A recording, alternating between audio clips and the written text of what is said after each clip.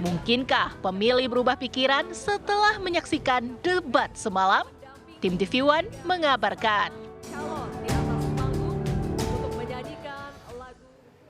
Pemirsa, siapa yang menjadi pemenang dalam debat tadi malam? Selain itu, seberapa besar pengaruh tontonan debat ini dalam mendongkrak atau mengubah pilihan orang di pemilu presiden nanti? Ya, untuk membahasnya pemirsa telah bergabung pakar mikro ekspresi yaitu ada Mas Kirdi Putra, kemudian juga ada Direktur LSI Deni JA yaitu ada Mas Sangkurudoso Pamungkas, dan juga ada pakar politik yaitu ada Mas Ahmad Khoirul Umam. Pertama saya ingin ke Mas Kirdi dulu yang sudah hadir ke studio kami. Mas Kirdi, tadi malam siapa yang paling megang, siapa yang paling menang di antara ketiga cawapres? Oke, buat saya tadi malam yang kalau dinilai bahwa kemudian bisa mengendalikan diri lebih baik, kemudian tidak melakukan serangan-serangan yang bersifat tidak substantif gitu segala macam, saya akan melihat bahwa ada dua, 01 dan 03 dalam hal ini gitu ya. Tetapi kalau kita bicara respon sentimen dan lain sebagainya, tentu teman-teman yang survei sekarang lebih tahu karena punya sistemnya. Nah, sudah saya sampaikan sebelumnya, sebelum debat bahwa 01 dan 03 ini sebetulnya menurut saya sudah melakukan sebuah back channel communication, jadi serangannya sangat terordinir. Dan kalau ada orang bilang bahwa harusnya nggak gitu dong, ya siapa yang bisa ngelarang gitu, wong ini tanda petik pertempuran yang dimana sebetulnya serangan-serangan yang sifatnya non substansial juga harusnya kan tidak dilakukan. Nah kemudian tetapi yang kedua adalah bahwa ternyata banyak sekali gimmick-gimmick, apakah gestur, apakah kemudian kata-kata yang kemudian dilontarkan oleh 1, 2 maupun 3, paling banyak 2, yang kemudian akan digunakan untuk serangan-serangan atau promosi kampanye berikutnya setelah debat capres. Karena perang sebenarnya bukan cuma debat. Insentif elektabilitas di debat kan nggak terlalu besar. Tetapi kalau setelahnya, perang sebenarnya kan di sosial media. Itu yang bisa meraih dari kaum menengah yang menonton itu dan masuk ke grassroots di bawah. Jadi kalau buat saya, yang paling bisa memanfaatkan, sebetulnya memanfaatkan ya, itu adalah 01 dan 03 kalau tadi malam. Itu versi Mas Kirdi 01 dan 03. Ditahan dulu Mas, kita menuju ke Mas Khoirul Umam. Mana yang paling unggul pada debat cawapres semalam? 1, 2, atau 3, Mas Umam? Pertimbangannya apa?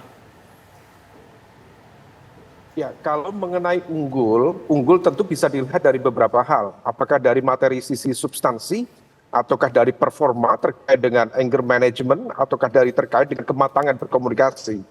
Kalau dari sisi substansi sebenarnya tidak ada sesuatu yang cukup menonjol.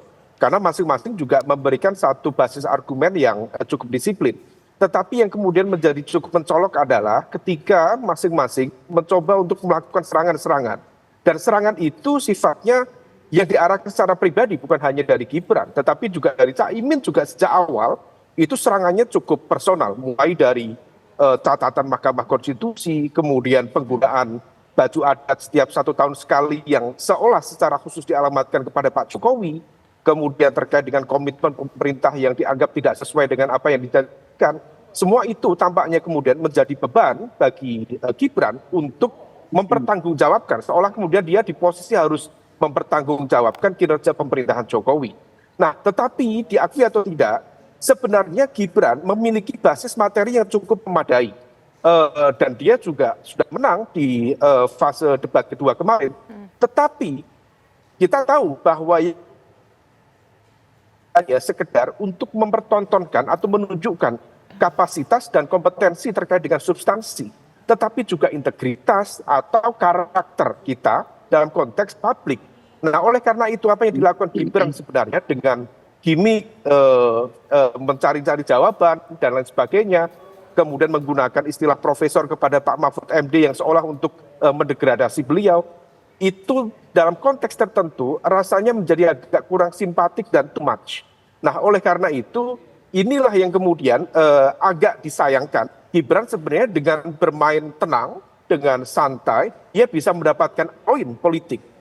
Tapi dengan gimmick yang barangkali saya tidak tahu apakah dipersiapkan sedemikian rupa, ataukah sebenarnya ini bagian dari improvisasi personal. Akhirnya kemudian poin politik itu tidak bisa dioptimalkan. Yang ada, bahkan percakapan publik di jagat sosial media yang adalah sentimen negatif. Nah, situasi inilah yang kemudian seharusnya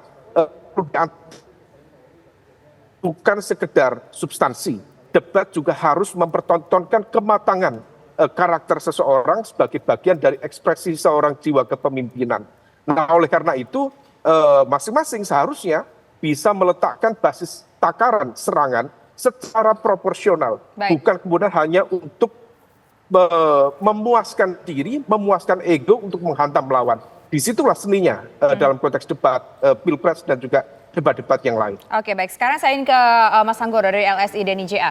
Kalau dari debat yang kemarin, yang mana yang kira-kira bisa mendapatkan dongkrakan perolehan suara, baik dari 1, 2, ataupun 3? Iya, ini kan sebenarnya bukan debat pertama ya, jadi perlu kita juga melihat juga apakah dampak-dampak debat kali ini, debat sebelumnya dan 2 debat sebelumnya itu juga berdampak signifikan. Menurut saya jawabannya sama antara debat pertama, kedua, ketiga hingga keempat ini. Kalau ditanya siapa yang mendapatkan dampak paling signifikan, kalau saya melihat secara elektoralnya, maka ada matematika penghitungan debat terhadap elektoral debat. Yang pertama, seberapa banyak orang yang melihat debat ini. Kemudian dari yang melihat ini, seberapa yang melihat sampai full gitu ya. Kemudian dari yang melihat sampai full itu, kita peras lagi siapa yang mengubah pilihannya. Maka didapati bahwa 2 kali kita melakukan riset, baik debat ini maupun debat sebelumnya maupun debat yang pertama, maka kita lihat bahwa hanya 47% publik yang melihat debat.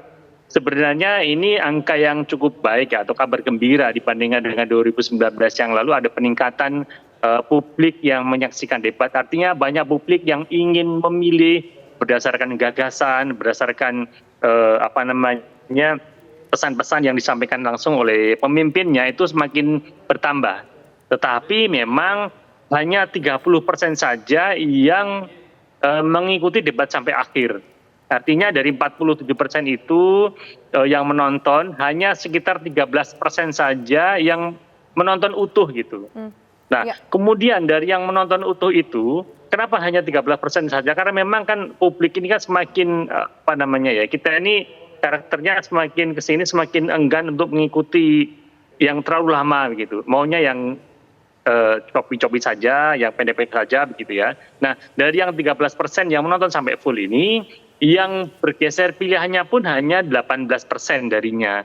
Jadi artinya dari debat, dampak elektoralnya kalau kita lihat dari yang menonton sampai full, kemudian dikalikan yang mengubah pilihan, maka sebenarnya dampak dari debat ini sekitar 2-3% saja elektoralnya.